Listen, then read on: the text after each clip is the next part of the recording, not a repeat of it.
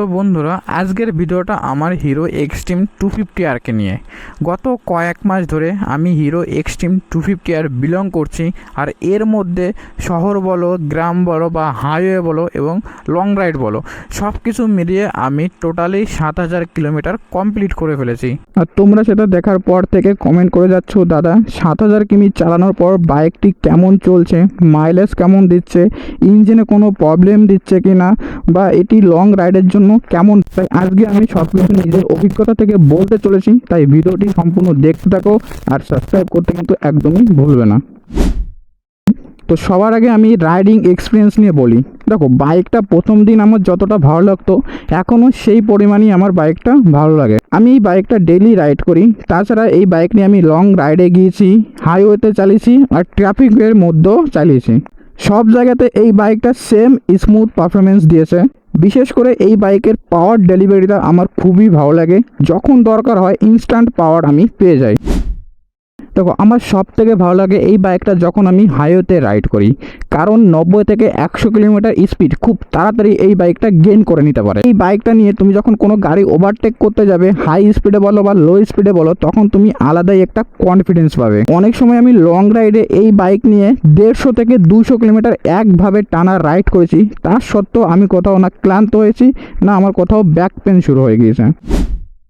এবার আসি এই বাইকের মাইলেজ নিয়ে, যে প্রশ্নটা সবার মনে আগে আসে। তো আমি আমার রাইডিং স্টাইল অনুযায়ী তোমাদের মাইলেজ বলে দিচ্ছি। আমার যে রাইডিং স্টাইল, সেটাই আমি সিটি বা গ্রাম অঞ্চল বলো, যেখানে বলো, সেইখানে আমি পেয়েছি 28 থেকে 30। আর তোমরা যদি বলো আমি লং রাইডে কত পেয়েছি, লং রাইডে আমার রাইডিং স্টাইলের আমি পেয়েছি 38 থেকে 40 কিলোমিটার পার লিটার। তো ভাই 250 সিসির বাইকের ক্ষেত্রে এই যে মাইলেজ, সেই মাইলেজ ভাই দুর্দান্ত। তাই 250 সিসির বাইক হওয়ার ক্ষেত্রে এর যে মাইলেজ, তা নিয়ে আমার কোনো অভিযোগ নেই। আর যে কোনো বাইক তোমার চালানোর উপর ডিপেন্ড করে তোমার মাইলেজ কেমন বের হবে। তুমি যদি অ্যাগ্রেসিভভাবে চালাও তাহলে তোমার মাইলেজ শিওর বলছি কমে যাবে। আর তুমি যদি শান্তভাবে নর্মালভাবে রাইড করো তাহলে তোমার বাইকের মাইলেজ অবশ্যই বাড়বে। তো ভাই তোমার চালানোর উপর নির্ভর করবে তোমার গাড়ি কেমন তোমাকে মাইলেজ দেবে। এই বাইকের কমফোর্টের দিক থেকে আমার সব থেকে ভালো লেগেছে এর যে সিট আছে, এই সিটটা।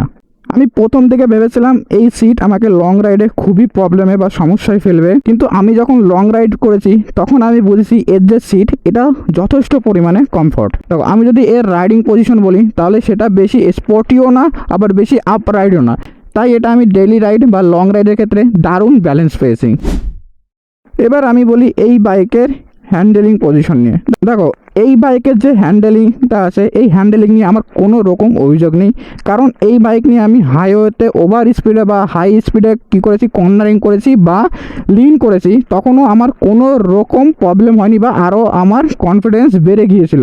তুমি যখন হাইওয়েতে ওভার স্পিডে কোনো গাড়িকে ওভারটেক করতে যাবে, তখন এই হ্যান্ডেলিংয়ের জন্য তোমার যে কনফিডেন্স আছে সেটা দ্বিগুণ বাড়িয়ে দেবে।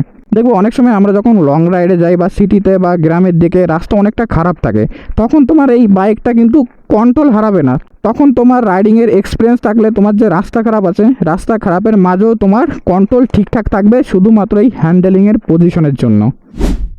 দেখো, এক্সট্রিম 250তে ব্যবহার করা হয়েছে 249 সিসির লিকুইড কুলেন্ট ইঞ্জিন। তোমাকে 30 PS পাওয়ার এবং 25 Nm টর্ক সাপ্লাই করবে। আমাকে অনেকে বলেছে যে ভাই বাইকটা তো নিচ্ছিস, যখন 7000 কিমি চালানো হয়ে যাবে তখন দেখবি এই যে ইঞ্জিন আছে, এই ইঞ্জিনের থেকে একটা টিকটাক আওয়াজ আসবে। কিন্তু ভাই অনেস্টলি বলছি, এখনও আমার বাইকে সেই ধরনের কোনো প্রবলেমের সম্মুখীন আমি হইনি।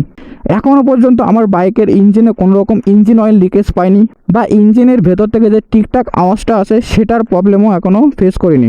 বা আমাকে অনেকে বলেছে যে গাড়িটা যখন আমি স্টার্ট দিতে যাব তখনও আমার অনেক প্রবলেম হয় বা অনেক সময় স্টার্ট নেয় না। কিন্তু ভাই আমি অনেস্টলি বলছি, এ ধরনের কোনো প্রবলেম আমি ফেস করিনি। সব থেকে বড় কথা কি জানো, ইঞ্জিনের যে প্রবলেমগুলো হয় সেগুলো তোমার বাইক চালানোর উপর আর মেনটেন্যান্সের ওপর ডিপেন্ড করে। এবার আসি মেনটেন্যান্স আর সার্ভিস নিয়ে।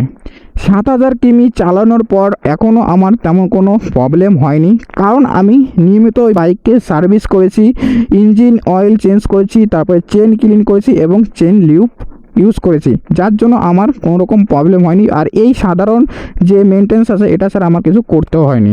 আর তোমরা যদি দেখতে চাও যে সার্ভিসে কি কি চেঞ্জ হয় বা সার্ভিস করতে গেলে কি কি লাগে, সেই বিষয়ে আমি একটা আলাদা ভিডিও বানিয়েছি, তোমরা গিয়ে দেখতে পারো, লিঙ্ক আমি ডেসক্রিপশনে দিয়ে দেবো, তো চেক আউট করো এই ভিডিওটা দেখার পর। এবার আমাকে যদি জিজ্ঞাসা করো যে 7000 কিমি চালানোর পর আমার এই বাইকে কি কি ভালো লেগেছে, আমি প্রথমে বলবো এই বাইকের লুক। ভাই এটা যখন আমি রাস্তায় রাখি তখন লোকজন একবার হলো পেছন ফিরে তাকায়। দ্বিতীয়ত হচ্ছে এই বাইকের ইঞ্জিনের পারফরমেন্স, আর তৃতীয়ত হচ্ছে হাইওয়েতে যে স্টেবিলিটি আছে সেটা। দেখো আজও আমি এই বাইকটা যখন ধুয়ে বাড়ির থেকে বের করি তখন এসে আগের মতন নতুনই লাগে। দেখো এবার আমি এই বাইকের কিছু খারাপ দিক বলবো, কারণ কোনো বাইকই পুরো পারফেক্ট হয় না। আমার মনে হয় এই বাইকের যে রেয়ার টায়ারটা আছে, এই রেয়ার টায়ারের গ্রিপ আর একটু ভালো হলে সব থেকে বেটার হতো, কারণ হাই স্পিডে আমি যখন টেনশন ব্রেক করি তখন বাইকের পেছনের চাকা হালকা হলো এরকম বাবলিং করে। আর বাইকের কিছু জায়গায় ফিট আর ফিনিশিং করলে বাইকটা আরও বেশি প্রিমিয়াম লাগতো। যেমন দেখো তোমাদের আমি একটা জিনিস দেখাই, এই যে জায়গাটা আছে চার্জিং পোর্টের, আমার মতে যদি এই দুপাশে দুটো নাট দিয়ে দিত তাহলে এইখান থেকে কোনো রকম নয়েজ আমরা পেতাম না, আর বাইকটা আরও বেশি প্রিমিয়াম লাগতো। হালকা হালকাভাবে দেখো এইখানে যে গ্যাপগুলো আছে, এই গ্যাপগুলো যদি একটু কভার করার চেষ্টা করতো বাইকটা আরও বেশি স্পটি লাগতো। কিন্তু গাইস এইগুলো এমন কোনো বড় বিষয় নয় যার জন্য আমি এই বাইককে খারাপ বলবো বা তোমাদের বলবো এই বাইকটা কিনো না। তো গাইস 7000 কিলোমিটার চালানোর পর যদি আমাকে এক লাইনে বলতে হয় তাহলে আমি বলবো হিরো এক্সট্রিম 250R আমাকে পুরো ফিদা করে দিয়েছে। তোমরা যারা বাইকের লুক, কমফর্ট আর পারফরমেন্স চাও তো তাদের জন্য এই বাইকটা একটা দারুণ অপশন, কিন্তু কেনার আগে অবশ্যই করে টেস্ট ড্রাইভ নিয়ে নেবে। তোমাদের মনে এক্সট্রিম 250R নিয়ে যদি কোনো কোশ্চেন থাকে তাহলে অবশ্যই করে কমেন্ট করে আমাকে জানাতে পারো। ভিডিওটি ভালো লাগলে অবশ্যই করে একটা লাইক করো আর বন্ধুদের সঙ্গে শেয়ার করতে একদমই ভুলো না। তো চলো দেখাবে আবার নতুন করে ভিডিও নিয়ে, তত সময় safe drive and take care.